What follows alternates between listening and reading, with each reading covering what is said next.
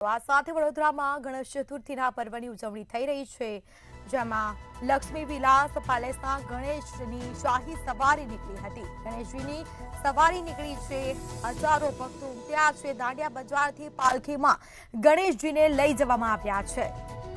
બીજી તરફ બેન્ડ વાજવા સાથે વાજતે ગાજતે ગણેશજીને લઈ જવામાં આવ્યા। પેલેસના દરબાર હોલમાં ગણેશજીની સ્થાપના થશે। 85 વર્ષથી પેલેસમાં ગણેશજીની સ્થાપના થતી હોય છે। પરંપરાગત ગણેશજીની સ્થાપના કરવામાં આવે છે।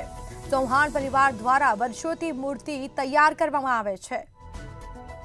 તો આજે ગણેશ ચતુર્થીનો પર્વ છે અને તે જ નિમિત્તે દેશભરમાં ઉજવણી થઈ રહી છે।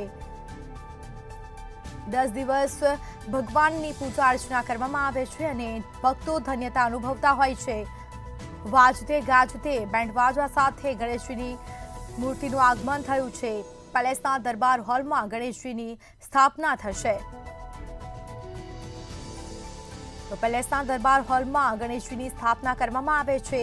85 વર્ષથી પેલેસમાં ગણેશ સ્થાપનાની પરંપરા છે।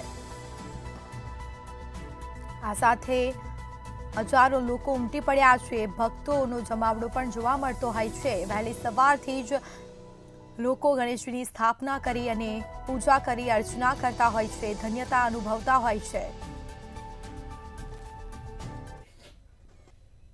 સંસ્કારી નગરી, ધર્મ નગરી, ઉત્સવ પ્રિય નગરી બરોડામાં ગણેશ ઉત્સવની ધામધૂમથી ઉજવણી કરવામાં આવી રહી છે। આપ સ્ક્રીન પર જોઈ રહ્યા છો લક્ષ્મી વિલાસ પેલેસના ગણપતિ છે। અહીંયા સર સયાજીરાવ ગાયકવાડના સમયથી ગણેશ ઉત્સવ ઉજવવામાં આવે છે।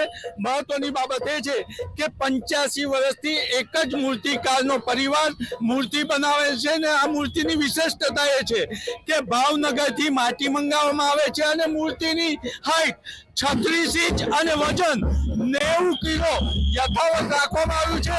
આજે આ મૂર્તિની સ્થાપના લક્ષ્મી વિલાસ પેલેસ દરબાર હોલમાં કરવામાં આવશે।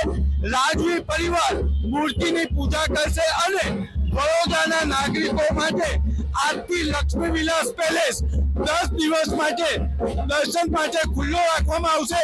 એટલે આજથી દરબાર હોલમાં જ્યારે આ મૂર્તિની સ્થાપના થશે ત્યારે ભક્તોને આ દર્શન કરવાની છૂટ છે। એટલે આપ પણ મૂર્તિના દર્શન કરવા હોય તો લક્ષ્મી વિલાસ પેલેસમાં જઈ શકો છો। કેમેરામેન કેતન સિંહ સાથે નિલેશ મંતવેલું છું।